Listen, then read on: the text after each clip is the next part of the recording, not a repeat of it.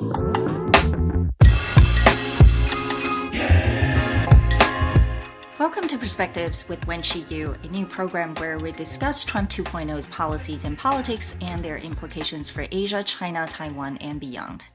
With TikTok, BYD, Red Note, and DeepSeek dominating recent news headlines, questions about Chinese technology companies are growing. The world is eager to understand how competitive they are, how they operate so efficiently, and what their relationship with Beijing's authorities and the Communist Party looks like. Even Trump now wants to establish a sovereign wealth fund to purchase TikTok rather than banning it. When I lived in Beijing working for Goldman Sachs about 10 years ago, it was impossible not to notice the rapid development and competitive drive within the Chinese tech sector. Back then, it was primarily consumer tech that captured global attention. From early giants like Huawei, Alibaba, Tencent, and Baidu, to newer players like Didi, ByteDance, China boasted the second largest number of tech unicorns, only behind the US. Many of these companies were founded by returnees, that is sea turtles, who had studied or worked in the US, or by entrepreneurs who graduated from China's top universities. With a massive market and abundant talent, fierce competition bred top quality companies. But after the so-called crackdown on the tech sector just before the COVID-19 pandemic, the entrepreneurial spirit has been significantly dampened. Today, we're witnessing a rush for Chinese companies to expand abroad, or as it's called, Chuhai. However, the global geopolitical environment hasn't exactly been welcoming. Many companies have encountered suspicion and obstacles. Still, these challenges haven't deterred Chinese entrepreneurs who remain determined to seek new growth opportunities, especially at a time when China's domestic economy is facing its most significant downturn since the 1970s. Today, we're speaking with Benjamin Qiu, partner of New York-based law firm and co-chair of Asian Affairs at the New York City Bar Association, who has been advising technology clients on cross-border transactions for over 2 decades. Ben is here to give us a Chinese Tech Entrepreneurs 101 session, providing insights into the forces driving China's tech sector. We will dive into the last 2 decades of the rise of Chinese tech entrepreneurs and their survival strategy today. What are their strengths and weaknesses? What's their company culture like? And how the US, with the right immigration policies, might leverage this talent and entrepreneurial spirit to advance science and technology and national interests. So welcome, Ben. Happy to be here.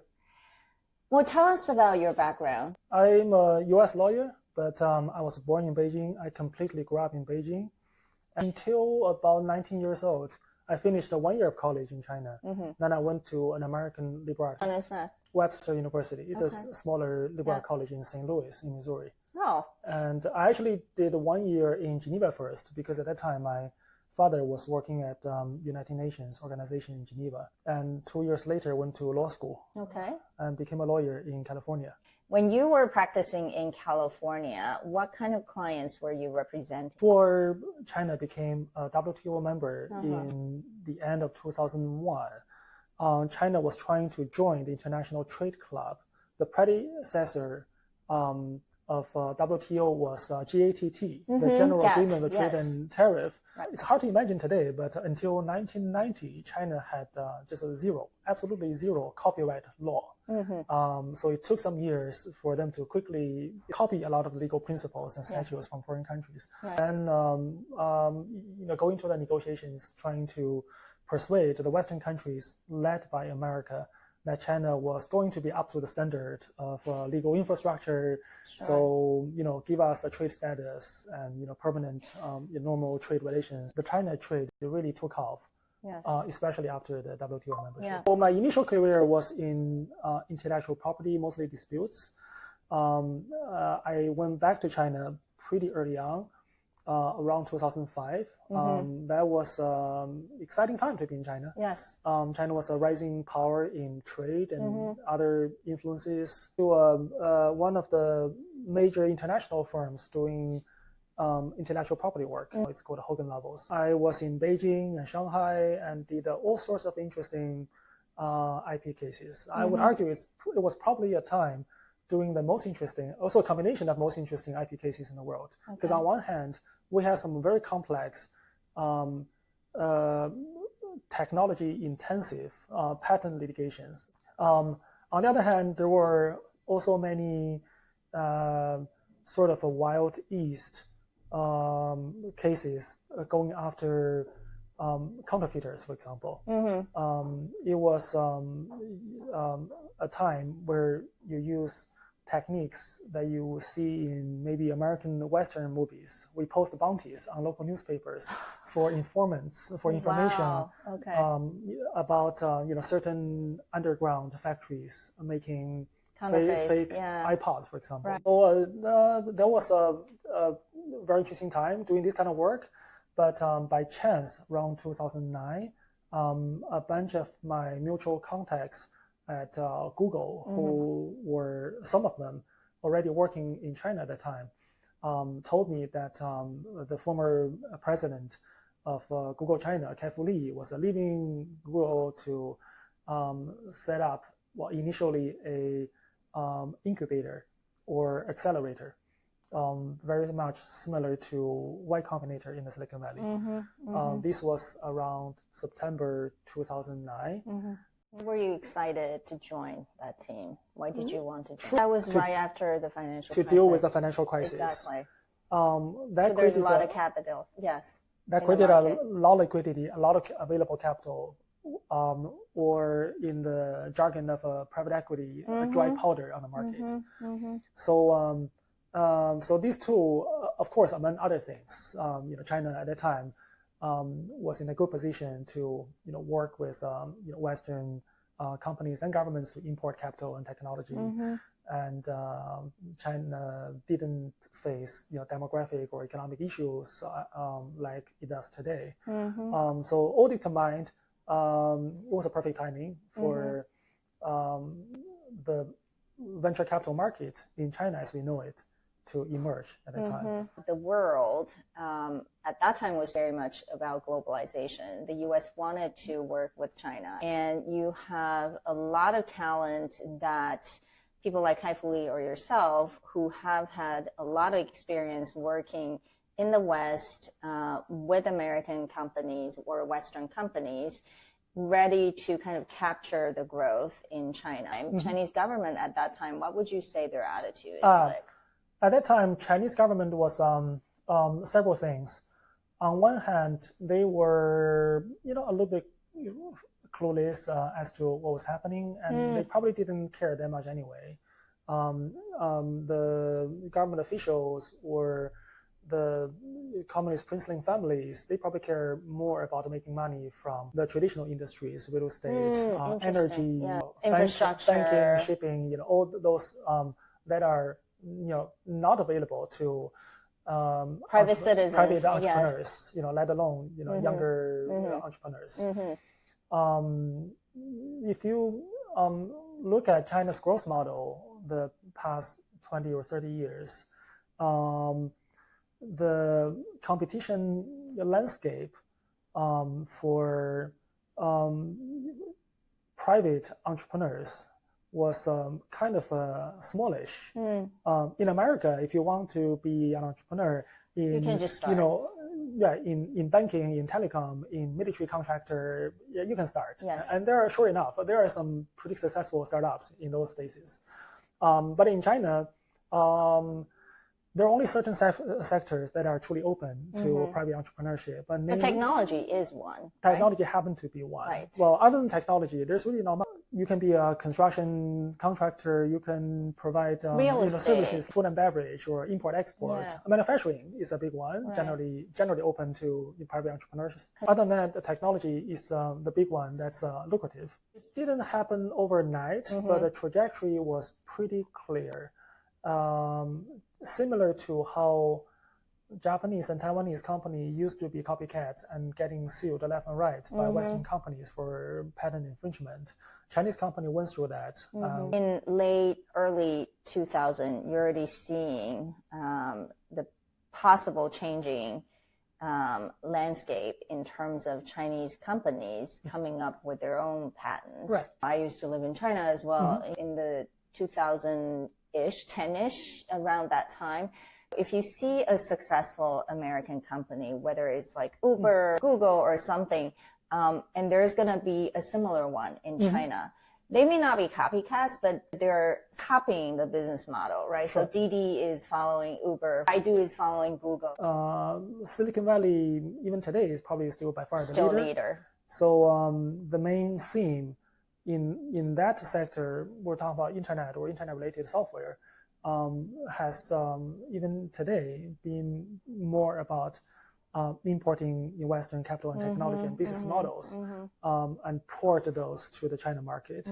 But of course, as a lot of Chinese companies have grown and become more sophisticated. And when I was an IP lawyer before getting into venture capital, around 20 years ago, also I had this privilege of working briefly within the court, right?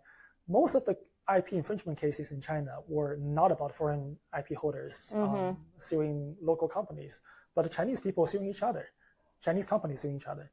And I don't think that has changed. If anything, that has been more fierce. These days, actually work on Chinese companies suing other Chinese companies in the US or Europe. I completely agree. And it's much more than just legal lawsuits. It's on many fronts that Chinese companies, amongst themselves, they're so competitive. In the US market or Western market, you could have in one industry maybe 1 to 5 top companies. However, in China, the number one wants to kill everyone else, and then everyone else wants to kill number one. So almost like no room for more than one or two. Maybe it goes back to the deep down the phenomenon. As a lawyer, you would keep hearing people say how the contract negotiations with the Chinese partner is very different than negotiating with a Western company, because signing the contract is sometimes the start of the negotiation. Or how is it different? Is it for a long time, people probably correctly argue how a written contract in China or with a Chinese company is not worth the paper it's printed on. But I would argue a fundamental misunderstanding of if someone equates that with just dishonesty, just not caring about the rule of law, that's not entirely accurate, because then how do you explain that? I would explain that Chinese parties or companies, the culture is to win, you want to use leverage. To maximize your leverage and maximize using your leverage. If you have leverage, why not use it? If you have leverage, it's stupid not to use it. So even if you have agreed to an agreement, but all kinds of things can happen. Our power balance may change, and there may be additional things that can ask. So they will fight till the end. Yeah, that probably speaks more to how a lot of the Chinese entrepreneurs and companies are. Tangping generation, they're less interested in always fighting, whether it's for money or to win. And what do you think is legal sentiment? If you have parents and the parents have real estate, and you generally don't have siblings to compete. And you probably have never experienced harsh life. Exactly, right? exactly. Yeah. If you were, born in the 90s or let alone, later, or if you're part of the urban class, you don't even need to be from an affluent urban family to see how you can travel overseas for holidays and maybe go to private schools. Do you think that's going to change the competitiveness? I believe so. If you look at how quickly the animal spirit more or less just died quickly in Japan. Population enjoying decline, enjoying the life, enjoying being away from the tourists, but also it's a fantastic way to peek into many aspects of the future of China. So you would attribute it less to other factors, but more it's a natural. Yeah. China's tech sector enjoyed such a roller coaster ride in the last 10 to 15 years. Right. You had this rapid growth for about 10 years, 15 years, and then kind of stopped. And where is it headed? In my view, it is largely due to government policy. The government policy is definitely part of that. I think fundamentally, because Mr. Xi Jinping is not sort of the everyday dictator who just wants to get money from a bunch of oligarchs. He's probably a man of a bundle of convictions, and clearly part of the convictions include that the party should ultimately take more control of the economy, and that inside the economy, the state players, companies, and the government should be the key drivers. He feel uncomfortable with how private sector was thriving with so much capital flooding the market and foreign capital as well, not just domestic capital. Sure. If you just look at the things that they did over the past 5 to 10 years, it's pretty clear that there's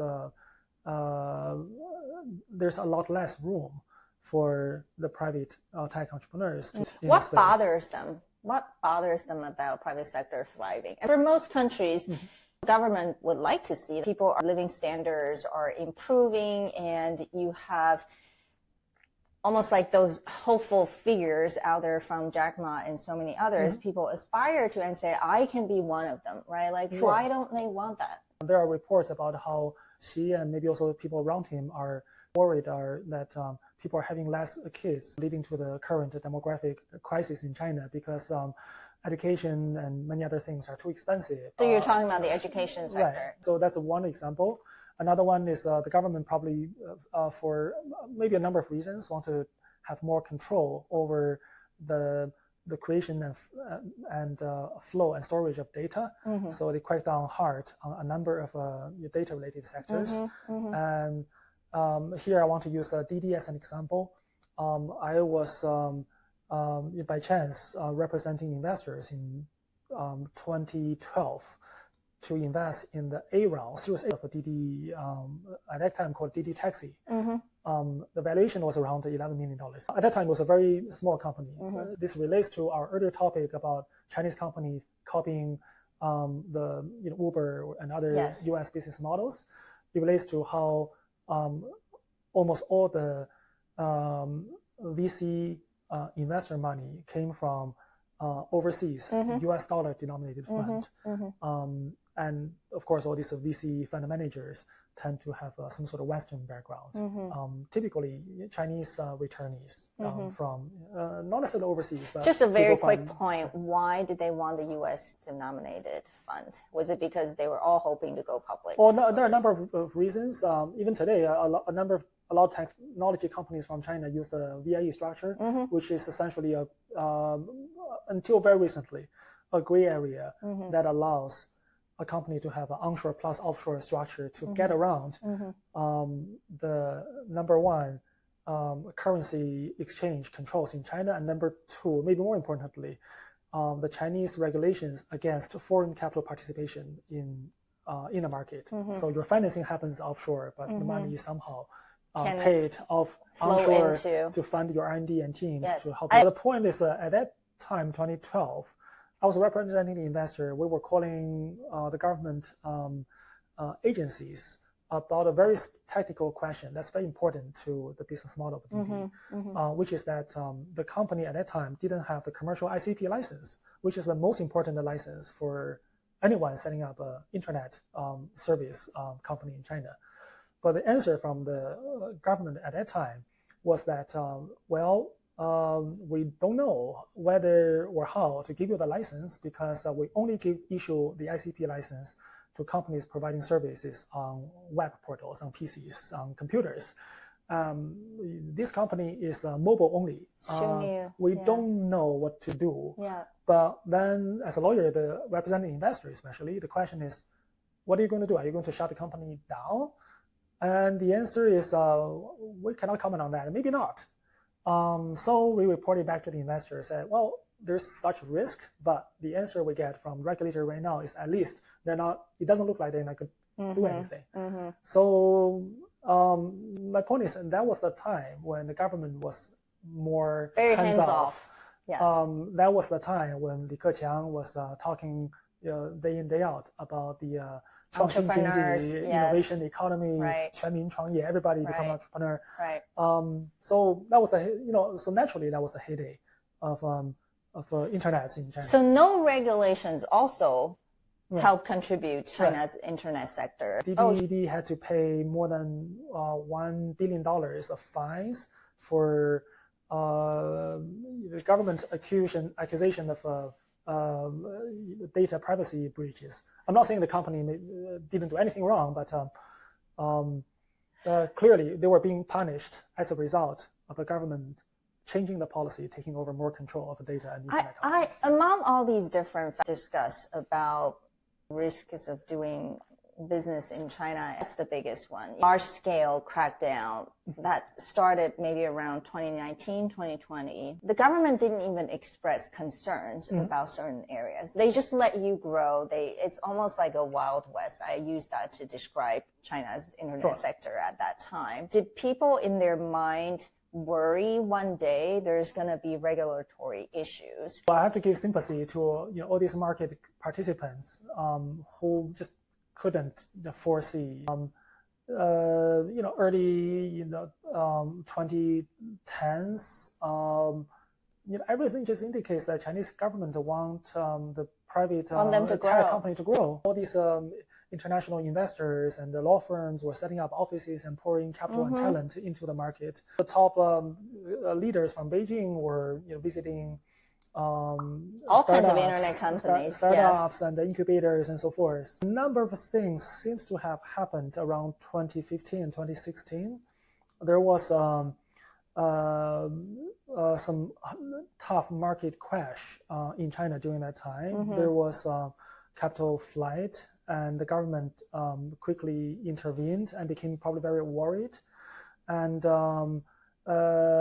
also a lot of people were quite vocal and had independent opinions on the internet, and that probably worried a number of the government leaders, and probably including Xi himself. There were a lot of early signs. It's just that the government didn't take the action. It's not like they were taking out all the private industries at once. And the peer-to-peer lending industry was getting eliminated. The investors and entrepreneurs in online English education were probably not worried. They probably were not worried at all. Yeah.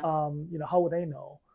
How would anybody know that the fundamental governance down to the city level will become so harsh during COVID? That's the other thing that's amazing about Chinese entrepreneurs. Unless it's directly affecting them, they tend to be so gung-ho about making it work for their own business. Even till today, if you talk to a lot of Chinese entrepreneurs, all the political risks and the geopolitics, I almost feel like unless it's happened to them directly, they're going to continue to... Sure. Unfortunately, bad things happened to them directly enough over the past, roughly 5 years, that that whole generation of Chinese entrepreneurs and also investors are, I would say, quite disillusioned. And it seems like almost without exception, they want to move or at least diversify away from China in terms of their family. Do you think it's more fear of government changing policies and attitude, or is it more just the economy is not doing well? It's a combination of a number of things. The space of private wealth creation in China has been shrinking. The economic prospect is limited. The only companies that are still relatively doing well are not making great profits because of the local competition. We are talking about the new energy industry, for example, EVs and EV batteries and components. These companies have, even though they're doing well, they're not. No, they're doing well, but it doesn't necessarily mean that they are making very good profits, if any profits in China, which is part of why the export-driven economy is on steroid. We want to talk about the Chuhai phenomenon as well, which is companies expanding to overseas markets. There are several reasons for that. Some of early ones, including TikTok, or Tmall, they've packaged themselves as a non-Chinese international company. Recently, a lot of Chinese companies are worried about geopolitics, the potential of conflict. I'm talking about the shooting war in the West Pacific, and also the potential trade war with the U.S. Not to mention the White House policies hostile to China during the first term of Donald Trump. During Biden, not only he continued on with a number of tariffs and trade and technology restrictions on China, and also a lot of the customers of Chinese companies, seeing these geopolitics, are asking these companies in China to diversify. You mean investors, not customers? Both, could be both. I've seen investors trying to get their portfolio companies in China or Hong Kong to relocate. Absolutely, I have heard a lot. I've seen a lot. I've seen customers buying electronics components. A lot from Chinese, even Taiwanese companies. To get those companies to diversify their supply chain away from China and Taiwan to Southeast Asia or Japan. They would even go far to change their citizenship.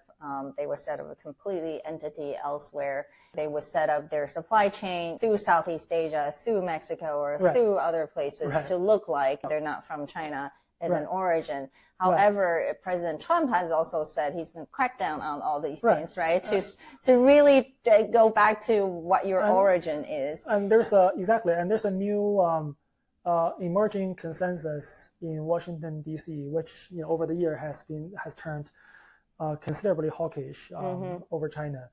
That made by China is the new made in China. No matter where you go. But what is made by China? Chinese company manufacturing in Mexico or Canada or in And what Europe. is considered a Chinese founder? Is it share? That's a very good question. That aside, America has always been good and became strong by absorbing all these international talent and technology and capital. If China did very well in the past 30 years by importing foreign capital and technology, and America could turn the table and do the same. America is a big, vibrant market, fascinating to all sorts of international entrepreneurs. China had to use all sorts of inducement and goodies. The government programs, 千人计划, the Southern Talent Program, for example, they need to hand out a lot of money to attract those people. America could just remove some obstacles. I'm a long-term optimist. I'm not saying there are not a lot of short-term issues.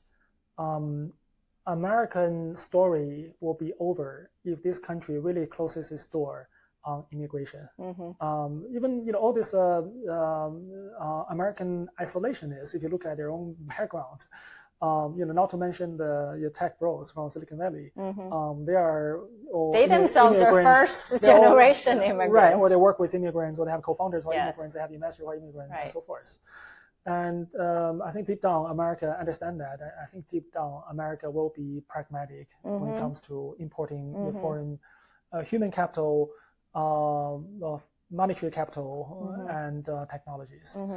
And I'm a long-term optimist. China, on the other hand, China has issues that are much deeper than America. If you ask any youngish people on the street, whether it's someone from big cities or countryside, nobody want to have kids.